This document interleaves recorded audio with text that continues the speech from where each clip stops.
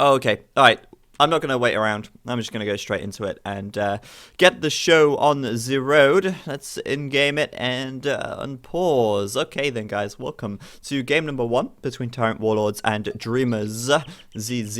We've got a 4v4 here on Descent Ring, which is a pretty awesome map and one that you might remember from a little while back when I did the sort of in-depth analysis of the Viper versus Doubt. It was a pretty decent game, actually, and a game where I really didn't expect the Viper to win. So I'm looking forward to seeing how this one will go. Of course, two really big teams in this event. The Dreamers, which are the, well, effectively the Argentinian A team, versus the TyRanT Warlords, which is, well, I don't think you could classify them as an A or B team of TyRanT. Obviously, there are two TyRanT teams in this event. You've got the Warlords and the Legends, and they both have really fantastic players. So, I don't know whether you would say TyRanT Warlords were A team or B team. I guess that's a discussion for people in the chat, whether or not you think the TyRanT Warlords should be the A or B team. But the TyRanT Warlords have some fantastic players, well-known household names, I guess you could call them, including Bad Geofro, who is actually playing up to the north of the map here in the orange as the Mayans. And to his left, because he is on the flank, in fact, to his left, because he is on the flank, we've got Slam in the purple. He's playing as the Huns in that pocket position. But we'll talk about the positioning in a minute, because it's not really a pocket position, but you will see why shortly. We've got Riot as well in the pocket there for the TyRanT Warlords team in the grey, playing as the Mongols. And on the right flank, we've got TyRanT Fire playing in the blue as the Vikings. Super hot fire is fire down there at the south. So that's the TyRanT guys on the left side of the central ring, I guess. Up to the north, west, east, I don't care what side it is. I don't know my left and my right, my west and my east. It doesn't really matter. We got Gary ZZ, and he's playing as the Vikings in the red, obstructing his villagers with palisades, because why not? No. I don't know why he did that, actually. That really doesn't seem to make a lot of sense. To the right of him, in the pocket position, we've got Aphrodita ZZ, playing as the Mayans. I know this is an old account. The name eludes me right now. Yeah, he's in the teal. And down to the south of him, in the yellow, we've got Patton in the yellow, playing as the Persians. And at the very south, in the flank position for ZZ, we've got FedEx, playing as the Mongols in green. So the reason why I say it doesn't really matter whether they're in the flank or the pocket position is because you may notice that they are on some pathetically tiny little islands. And, well, they're not going to be here for long. Sure, they're putting up their first town centres on this island. In fact, that is the case for everybody. No one shipping their villagers off to the far corners of the world to build new TC. Nope, they're going to build them on the island that they start on. Notably, Slam here, quite late to get his town centre up compared to the other guys. Not sure why that is. He is playing as the Huns, so he starts with a little less wood. But the other Hun player, I believe, where is he? Where is he? Where is he? Wait, hang on a minute. Okay, never mind. They don't have a Hun player. That would explain it. So there we go. Yeah, Slam playing as the Huns, obviously a little slower to get his first TC up, due to the fact he starts down wood. I just assumed that it would be mirror civs, to be honest with you, but it's not mirror civs. I think it's hidden civilizations. That's why the civs here are different, which is good, because we don't like seeing mirror civs 24/7, 365 days a year. Because they get a little bit boring after a while. Anyway, melons for Zach just donated $4.55. Maybe Hannah should try watermelons. They are delicious. I would agree with you, melons for Zach. I don't know who you are, but thank you for your donation. I would agree, melons are delicious, especially watermelons. In fact, when I was on holiday quite a few years back with my friend, he hated watermelon, and I bought an entire watermelon, and I ate it for breakfast every morning in front of him. Well, not the same watermelon, obviously, but I did eat watermelon in front of him every day, and it made him feel ill, so that was great. Good times. So, yeah, it doesn't really matter where they start, because they will eventually make it to the outer area of the map, and this is where the real action is going to happen. This is where the magic happens, and they will be making their way out there eventually. Not before, however, a little bit of grushing action comes into play. There is a little bit of gold on these starting islands. As we look at Riot's island here, you can see, yeah, there is a little bit of gold. There's a possibility for him to sit on his island for a little while before he runs out of wood and do a little bit of grush. Of course, the wood is pretty small and it's not a great amount of it, so they are going to want to get out to the edge, get up a lumber camp on the outer ring, and well, they're going to fight for the water for, well, probably the rest of the game, because winning the water is still going to be very crucial. Bear in mind how close these town centers are to the edge of these little islands. You can take them down from the water, so that's really worth doing, and certainly worth fighting for. And also the massive fish, the massive fish that are in the middle of the map. There's a lot of them, and it's worth taking them because they will get you get a nice fish boom. If you remember the game that I cast where I did that in-depth analysis of the Viper versus Doubt, you'll remember that Doubt got a pretty big fish boom, and he did get himself quite far ahead because of that. Viper still won, but that's just because he's the Viper. Perguna, how can you hate watermelones? Sad face. And donating a donation of $1. Well, I don't know. I can't tell you that because I love watermelon. So maybe you should ask someone who does hate watermelon. Hannah, why do you hate watermelon? Because they taste bad. Because they taste bad. Well, that's about as conclusive as it gets. I mean, I don't know.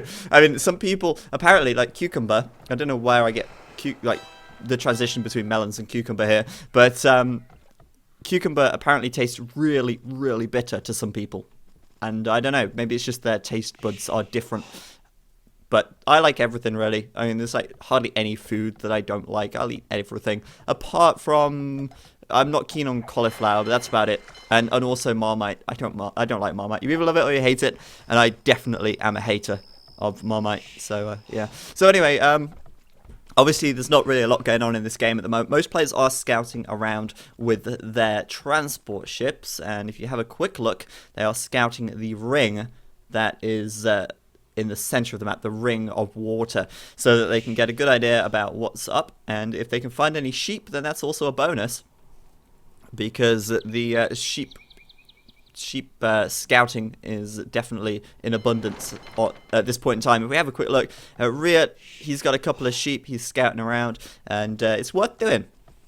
If you can pick up some sheep from the shoreline, like Patin has here, you can see he's got a lot of map visibility, and when it comes to actually landing on the outside of the map, he's going to have a really good idea about where he should drop his villagers and where he should send them. If we have a quick look at the other players as well, some players haven't found any sheep. The lucky ones, however, have got pretty good map visibility on the edge already, and of course, with no one going out to the edge of the map for quite some time, it's likely that those sheep there will be able to keep scouting all the way up to the feudal age and during the feudal age. So there's going to be a lot of map visibility on the edge of the map there. So Slam Jam here, a little bit slow to get up his first dock. If you look in comparison, everyone else pretty much has 2 fishing ships out already. I take that back, Fire letting the side down there. But yeah, most people, FedEx has got 2, Patin's got 2, Aphrodite's already on 4, 3 for Gary, and Slam's just literally getting his first out now. So I don't really know what that's about. Oh wait, I do know what that's about. Hang on, I'll tell you about it in a minute. I got distracted. Han, they taste water. You don't like water? Watermelon doesn't taste like water. Watermelon tastes like watermelon. Sure, it's like 95% water or whatever ridiculous percentage, but it still tastes like sugary, sweet, delicious watermelon. And it's the most beautiful thing I've ever had in my life. Apart from Hannah, of course. Anyway, Slam, the reason why he is a little bit late to get the fishing ships out, I don't know why I said I didn't know why, but it's because he's playing as the Huns. We established this earlier. He started with less wood. He took longer to get his TC up. He took longer as a result by default to get his dock up, and then of course he's later to get his fishing ships up. So unlike normal maps where the Huns are just like blazing super mega fast, in fact Slam's going to be the slowest up to the feudal age, which is actually a little bit weird, unusual. Now normally people will pick the Huns for water maps because yeah, they don't need to build houses, they save on the wood in the long run, but in this situation he is very far from the feudal age, as Bagiofro, the man, the myth, the legend, is already up to the feudal age already, with 3 docks up and running, with galleys coming out, and 5 villagers on the wood, on the gold as well. So I suspect we'll see a pretty early fletching from him, judging by that. And he is on the flank. So that means that he is going to be able to head straight over to Mr. Gary and get up in his face, take down his fishing ships, which are actually surprisingly and unusually protected by this TC right here, because the fishing ships could gather right next to it, which is kind of cool. Aphrodita is up to feudal now as well, and surprisingly he's only got one dock out, which is a very unusual. I don't know why that is, but he's only got one, and Gary's already out to the edge of the map, as well as Patton and Riot sending their villagers out now nice and early to get some wood on the edge of the map. Now this is it where it gets interesting. This is where the real hybrid kind of feature of this map comes into play. The fact that it's both land and water. If you go all out on water, you will lose the edge and the edge of the map, and ultimately having the edge of the map is going to be very valuable to you.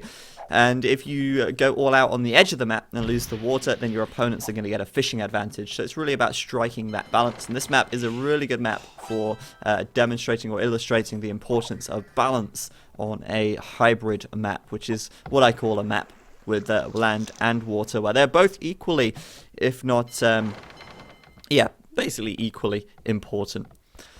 So as you can see at the edge of the map, Aphrodita here, a little bit of a interesting strategy. He's gone straight out to the edge. Now you may have noticed before I mentioned he didn't build a second dock, and that is because he's sticking up a barracks and 2 ranges on the edge. He is relying on his teammates to win the water here, and so far that is not a good idea, because Bagiofro has already sunk 3 of Gary's ships, and he might just get a fourth even, as well as this one here on 10 health, as Bagiofro comes through with even more galleys than Gary has managed to muster up so far. So that one could go down as well, which is kind of a big deal. Gary's going to lose quite a lot of fishing potential, and even Slam here coming in for a little bit of a party. But I mean, whilst this is pretty bad for ZZ, you got to bear in mind Aphrodita at the south here with these archery ranges going to be looking to try and raid this wood line, and if he does manage to do that, he is going to be able to do a lot more damage to the economy of Riot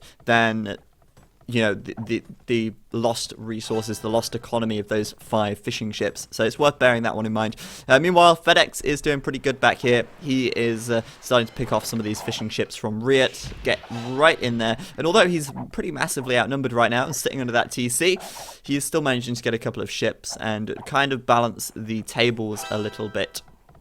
It definitely feels like the TyRanT team have a little bit more control of the water. But then saying that, Patton here in the south of the map has got quite a few galleys himself, and it's not looking like fire's too up on the water at the moment.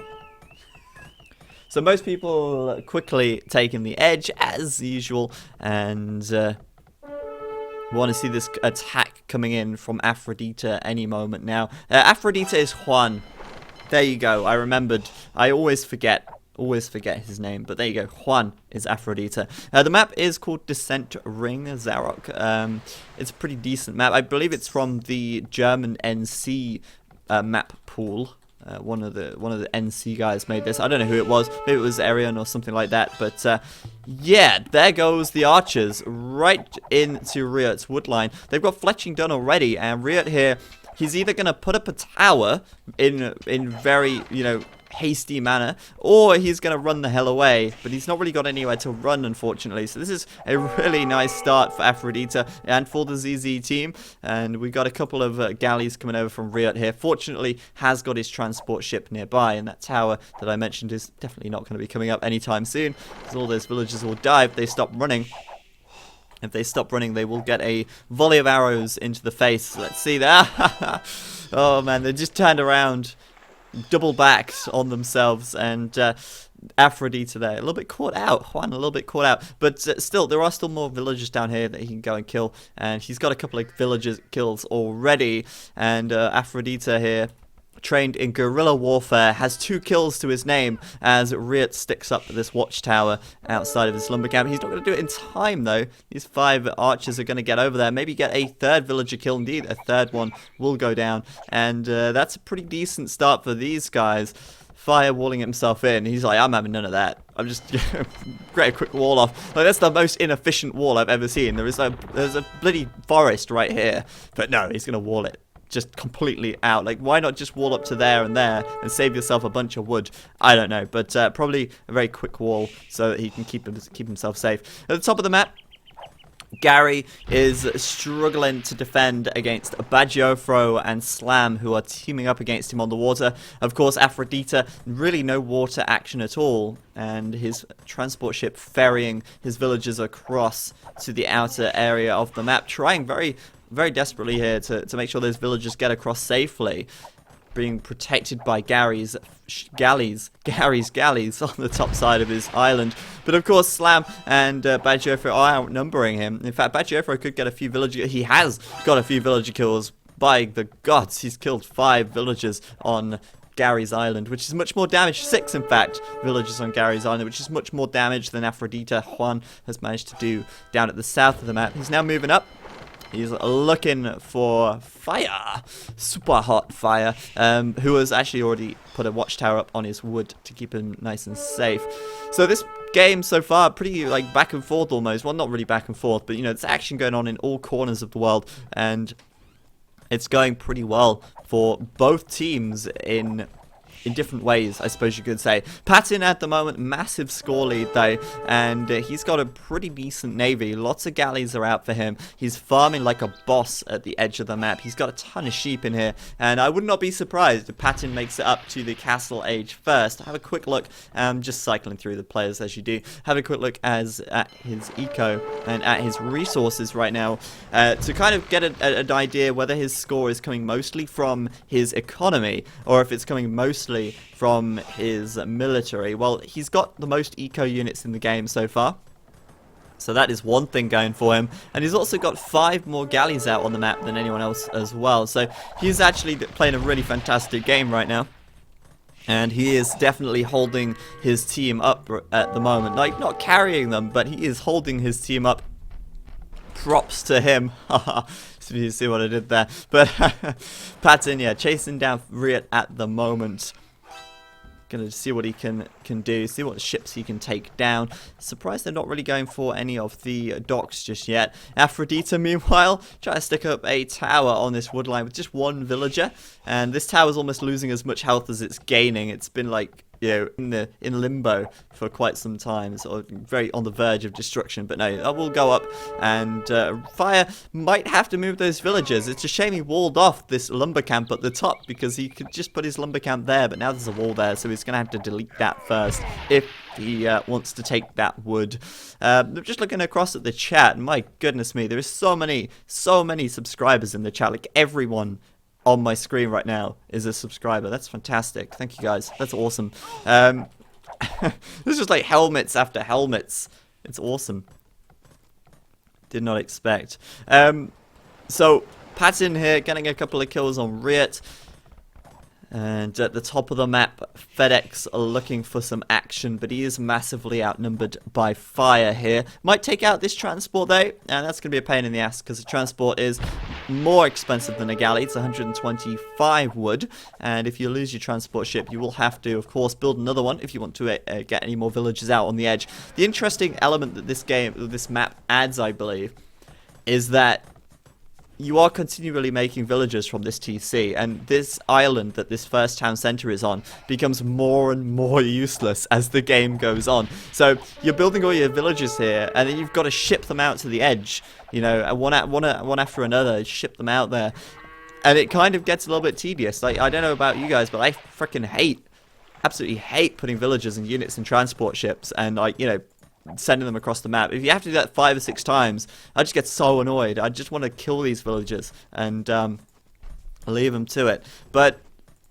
really, it's so important that you keep villagers coming out and keep shipping them across. So if you lose your transport ship, you really have to get a new one out, and you have to make sure those villagers are going out to the edge of the map. Now, Castle Age is on the way for Patin. He's already 50%. My goodness, I actually saw him click up. The time, it just flies by. And he is actually not the first up, surprisingly. I thought he would be.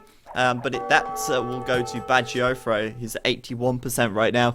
To be fair, he's playing as the mines, so those resources, those sheep, those deer, did last him a little longer, and he managed to get much more from them. He's also doing a really good job of shipping those villagers out to the edge. I mean, he's only got 7 villagers on his starting island. It's now just become a housing estate for the very wealthy and the center of the map. And Bad Jofra has gone right out to the edge. Now, the game here, freezing. Someone dropped, Juan dropped. So we're going to load up part 2 of this game immediately. And continue from where we left off, of course. So yeah, Bad Jofra getting most of his villagers out to the edge safely. That's good. That's very good. Fire, meanwhile, coming over to FedEx, and FedEx now just reaching the castle edge as well. It really does seem at this point in time that the TyRanT guys have a very good control on the water. Patton, who had previously 25 galleys, is now down to 13.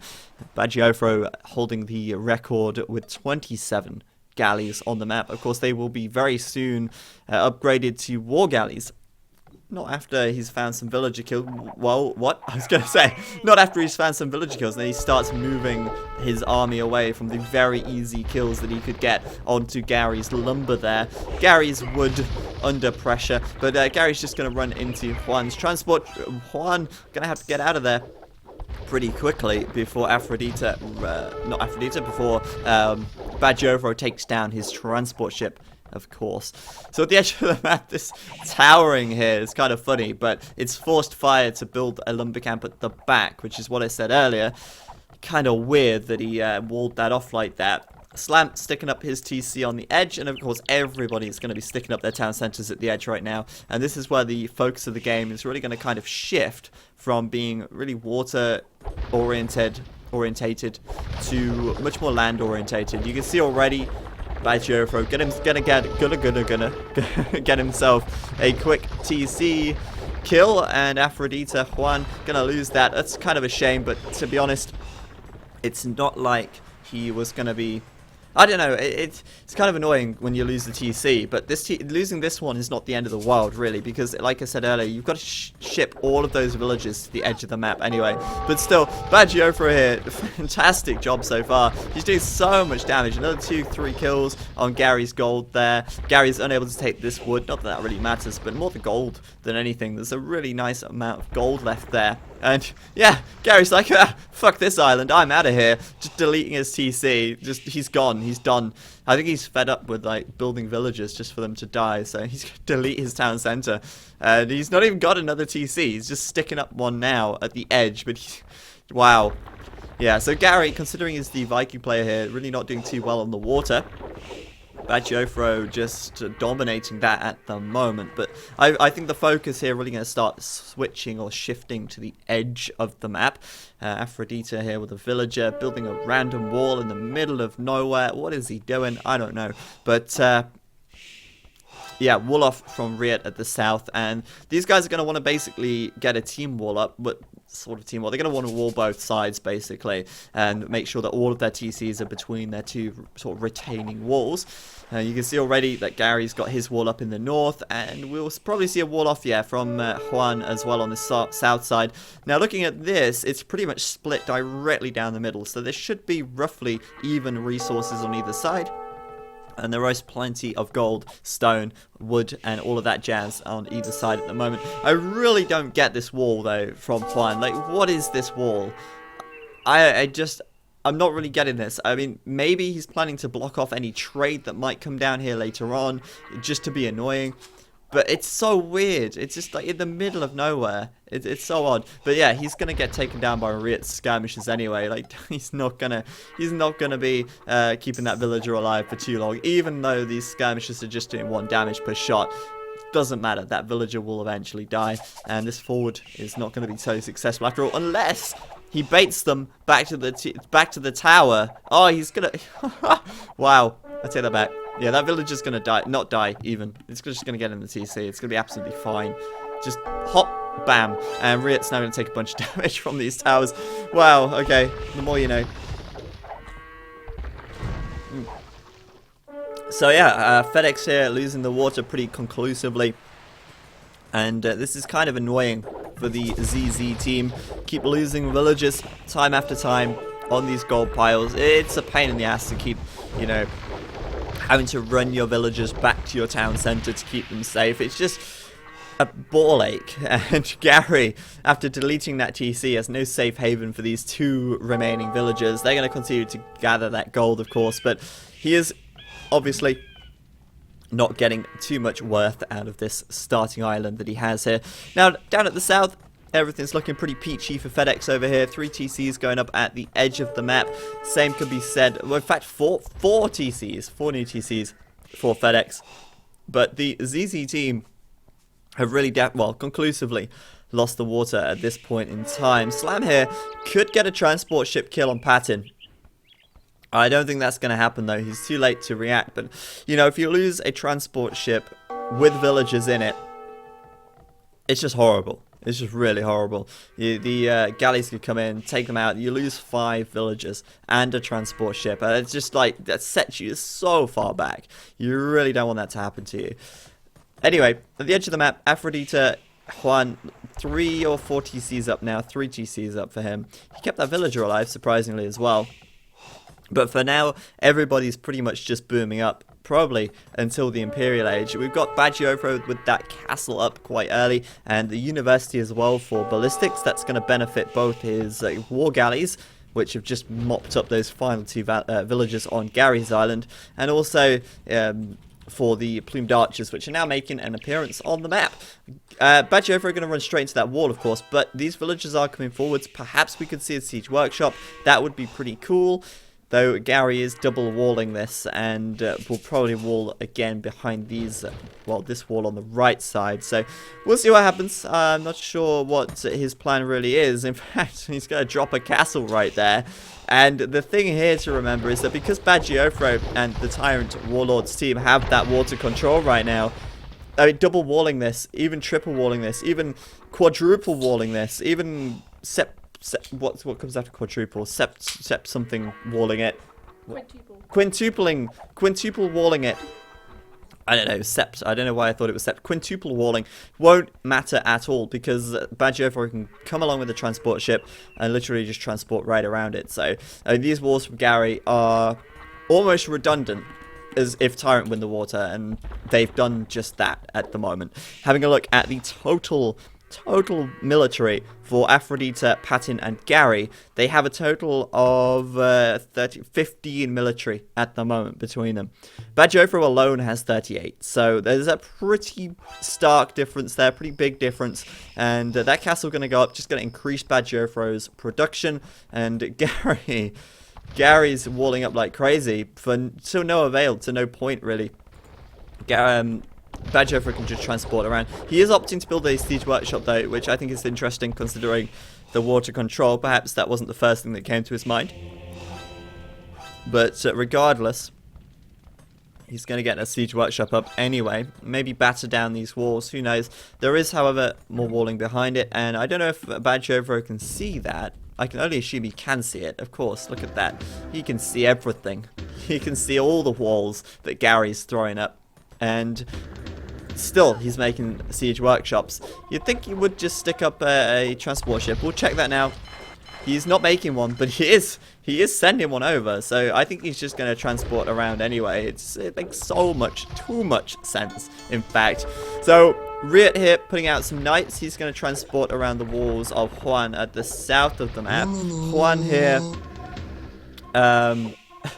Love Feelings donated $1. He says, how important are feelings in Age of Empires 2? I'm not really sure what you mean by that. You mean like the feelings of your soldiers? Are we talking about like, you know, some kind of like post-traumatic stress disorder clinic that might need to be set up for the soldiers that go to war? Or are we talking about the feelings of the players who are actually playing the game? I think obviously if you want to take that question seriously, then yeah, I think feelings as a player are kind of important. You've got to keep a level head. You've got to stay cool in the stressful situations that might present themselves whilst playing. But as far as the units are concerned, I don't care. I mean, they can be sent to their deaths all they like. And as long as they kill stuff, they're fulfilling their purpose. So in the north of the map then, Bagiofro now finally getting that transport around. Well, not even transporting his plumed archers around. He is now sending them, but he's building a castle right here on the shoreline, right in the heart of Gary's base. He is Gonna drop that. He's gonna get even more plumed archer production, whilst his rams back here are just gonna go through that wall anyway. Patton has just reached the Imperial Age. He was the first to do so, and like I said earlier, he has been playing a pretty good game so far. He's playing as the Persians as well, so we'll probably see Cavalier coming out from him any second now. I mean, he can afford it, so why is he not doing it? I don't know. He's queuing more knights, but there's Cavalier. 5% on the way. And obviously, getting water control, not water control, land control around the edge is vitally important. Per Gunnar says, feelings is everything. Can't play without love. Love heart. And a donation of $1. Thank you very much, Per Gunnar. Well, I guess everybody who plays Age of Empires 2 has a love for the game. If we want to get philosophical about it, philosophical, I know how it's said. I think, you know, a lot of the time I actually butcher words on purpose just because I like Hannah thinking that I'm stupid and then giving her the moral high ground of correcting me. Not really, I'm kidding. But, yeah, if you want to be philosophical about it, then yeah, everybody loves the game. So feelings are vitally important, man. I feel like such a hippie. Anyway, over here on the left side, we've got Slam now with those Cavalier coming out. So Patton, although he was the first up to the Imperial Age, he is not the first to get Cavalier. And that will go to Mr. Slam Jam. He's going to be basically transporting around the walls all day long. These walls are so redundant right now. They can just go right around them. And in the north of the map, Bagiofro here is trying to build a castle. Quick walling up with a star. That was beautiful. Did you see that? Oh, man. Oh, baby, a triple right there with the the gate and the 2 stone walls, sticking up that castle, protecting those villages. Doesn't get much better than that. And Patton here with his Cavalier going to get taken down by these plumed archers and war galleys at the shoreline. Fire's coming in for a bit of action as well. Those Cavalier will not be stopping this. And meanwhile, Aphrodita Juan are going to be sticking up that watchtower. And the beauty of that gate is that you just walk straight out. You just don't have to delete a single piece of wall. He's just like, nope, I'm out of there. And the towers there, of course, forcing them back for now. But Bagiofro does not mess around. And yeah, Trebuchet coming out to take those towers down. Nice one, nice one. Emotions are for real. Donated $1. He says, read this out, Zach. Thanks. No problem, man. Thanks for the donation there. Oh, my goodness me. You guys made me laugh. So, Bagiofro here, gonna lose that Trebuchet. I wish I had my soundboard up. Humiliation. As that Treb goes down. But yeah, Cavalier from Patton here, getting a lot of damage onto them without really doing too much damage themselves. Taking down the Treb was the important thing. That will deny that castle for the foreseeable future, as well, the TyRanT guys can't take that tower down without some siege. The siege is nowhere in sight at the moment. Oh, whoa, okay. There's the siege. There's the 8 or so siege rams. Bagiofro now getting through those second or third layers of walls as those siege rams work their way through. He did not mess around, did he? I mean, elite plumed archer, just everything done so soon. So soon. Slam bringing in the paladins at the north of the map. Of course, he's got the south of the map well under his control as well. Going to be bringing in those transport ships, dropping off those paladins. Like, say hello to the ZZ side of the map. We're going to kill a bunch of villagers.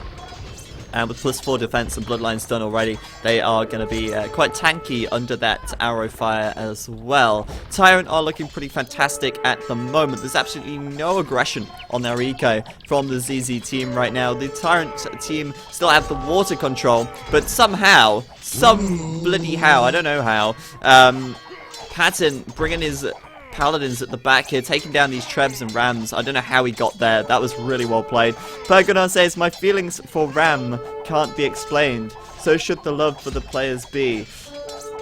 Yes. I don't really know what you mean by that, but yes. Yes, Pergona. Thank you.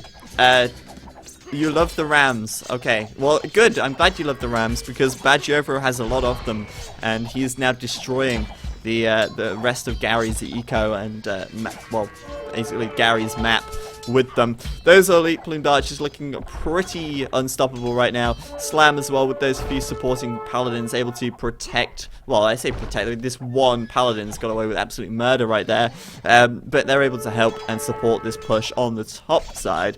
At the south side, We have Slam dropping more and more units across. FedEx now, though, with the Elite Mangudai, fully upgraded, of course, and they are a little bit outnumbered by the Paladins, but they have got those upgrades. So this Mangudai going to be really vital to get those massed up. I'm concerned that FedEx does not have enough castles. He's got 3 castles up right now, and they've taken quite a lot of eco raiding as well.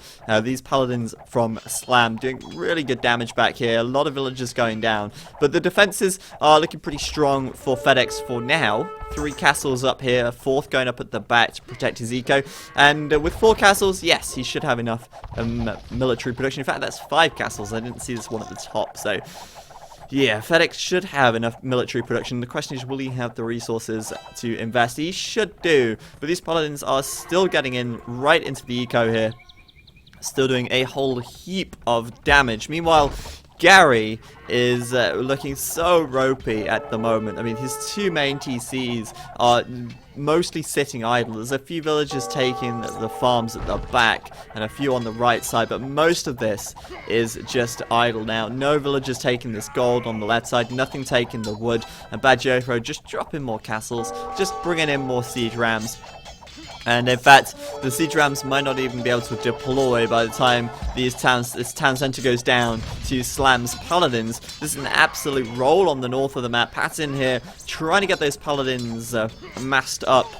And well, he doesn't want to send them in a few at a time. You know, if you set a little dribble of Paladins in, they're going to get cut down very quickly. He has to mass them up as much as he can. And he's also trying to get the upgrade advantage as well. I mean, you look at Slam here, he's got +1 attack on these Palas, and Patton has +2. He could have +4 if he gets the final attack upgrade. So, you know, delaying and massing up before he engages is a good idea. But still, he is massively outnumbered in total army size of Badgeover and Slam combined. It's going to be pretty tough. At the south of the map as well, Slam is still raiding, and I'm surprised Slam does not have the score lead at the moment. That is held by Badgeofro, but Slam is really not far behind. Fire, meanwhile, might be worth noting, is playing as the Vikings. We can only assume that Fire is actually slinging this, and I'm 99.9% sure that he is. So Aphrodite, Juan now just getting up to Imperial, and that's a massive difference. 54 minutes just to get up to Imperial. You can tell just how damaged his eco was earlier on. We've got Riot pushing in on the left side now with Siege Onager as well. Of course, fully upgraded Mangudai cutting his way around this wall. Walls are so useless on this map. It's like, if the walls get in your way, you just transport around them, and in the late game, just cut through the forest. I mean, why not? So Aphrodite here, going to be raided on the top side as well. He's had a pretty difficult game so far. It was a nice little attack against Fire earlier on, but he did not do so much damage against Riot earlier on as well. I guess Riot now exacting his revenge, deploying those trebs, going to take down those castles, and FedEx really does not want to be losing his castles here as he tries to mass up those Mangudai. A pretty good hold though on this top side. I mean, this is obviously where the most menacing of the TyRanT armies are. You can see a huge group of plumed archers there, a huge group of paladins, and FedEx Patton grouping together to try and push this back. This TC at the top, probably going to go down. I actually know what? No, Gary's repairing it. He's doing everything he can to keep that up, and that castle will TC will survive for now. But this attack on the north, they really needed an onager in here, and you know, this is the real difference here between FedEx and Riot right now. FedEx does not have onagers out, and Riot, meanwhile, at the south of the map, Siege Onager is already done. He is going to keep pushing through this, and you know, if they had a Siege Onager in the north, then those plumed archers would have been toast, and you know, they could have done a lot more damage up here. They are, however, still doing a whole heap of damage, and Badgeofro is being pushed back quite a lot by the Mangudai of FedEx there, but at the south of the map, because FedEx is so displaced, his army is so out of position defending the north of the map, he is really going to struggle defending against Riot here. Like I say, especially because Riot has that Siege Onager out. So if you're in the chat right now, put up your Siege Onagers. That's what I want to see. Siege Onager hype, because I don't know. I'm looking at this right now and not seeing any army from FedEx down here, but I want to see some big Onager shots. I just get the feeling that's not going to happen at the moment because the ZZ team are so sparsely spread out. at the moment. You know, they're so thinly spread. Most of their armies are in the north, and there's nothing at the south to really defend. A few Magadai here and there is just not going to cut it, unlike these siege onagers, which are going to cut straight through the wood yet again. So, Riot's looking really strong down here, actually. Of course, the upgrades are even on these Magadai. They are completely neck and neck, but like I said, the addition of that siege onager is just going to make a big difference. The siege down here, the trebuchets, going to be able to pick off those castles from quite a distance, and there you go, FedEx! With a siege onager, like, he did it. He got there in the end, but only one for now, and, you know, I don't know. He's going to have to make quite a few more at this rate if he wants to succeed here. He's already outnumbered 4 to none, and there's another one. There's another siege onager. What's it gonna do? Is it gonna get a massive shot or not? And I don't know. Oh my goodness, he has a load of them right inside of these siege workshops. I did not even see that coming. Nice one by FedEx there, but Slam here with a bunch of paladins, wide stance. They might just focus them down. We'll see how long these paladins can survive in the line of fire of these Magadai down here. In the north of the map, Slam and Bagiofro pushed it right back once more. These castles up here are the last line of defense for the entire north of the map, and they are really very pressured up in the north of the map now as these trebs deploy, and there's nothing here that can really very easily counter these trebuchets right now. You know, there's no rams up here.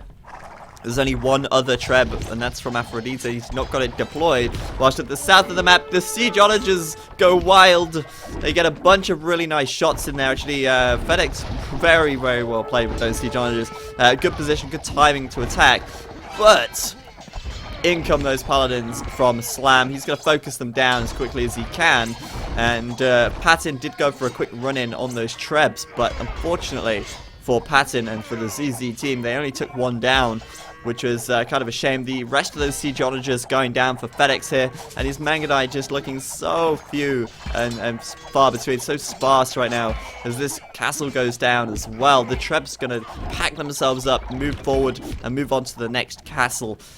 Got a couple of elite war elephants coming out for Patton. Like, I don't know what this guy's doing, but he's obviously got a lot of resources to spare. If he's not at 200 population, no he's not, he's at 170, then I am seriously questioning why he's bringing out the the war elephants, sorry, right now. I guess, you know, that these are just fantastic. 620 health, insane amounts of health. You know, massive pierce armor, but it's just not enough. This is not going to happen at the south. And at the north, they are getting completely crushed as those castles go down and ZZ resign. Well played by the TyRanT Warlords team. They're going to grab themselves the first point in this series. They did play a really nice game there, actually. They had very good water control from the outset, really, of the feudal age, and they were able to use that and abuse that to get around these walls, to put the pressure on as soon as they reached the castle age. And although Aphrodite had an interesting strategy of landing these archery ranges and did get a few kills on Riot, forced a couple of towers out of fire as well, it just wasn't enough when his teammates had lost the water, and the TyRanT team could really abuse that in the late game. Not only that, but of course the sling coming from fire there allowed his teammates to get very far ahead, and once they got to the Imperial Age, they were really just steamrolling through. Quite a lot of ground gained by Bagiofro there, and they seemed pretty unstoppable with siege onagers on both sides as well. Riot in the north even adding some siege onagers up there just to support things, as well as of course in the south with his Magadai as well. So there you go, game number 1, and that's going to go to the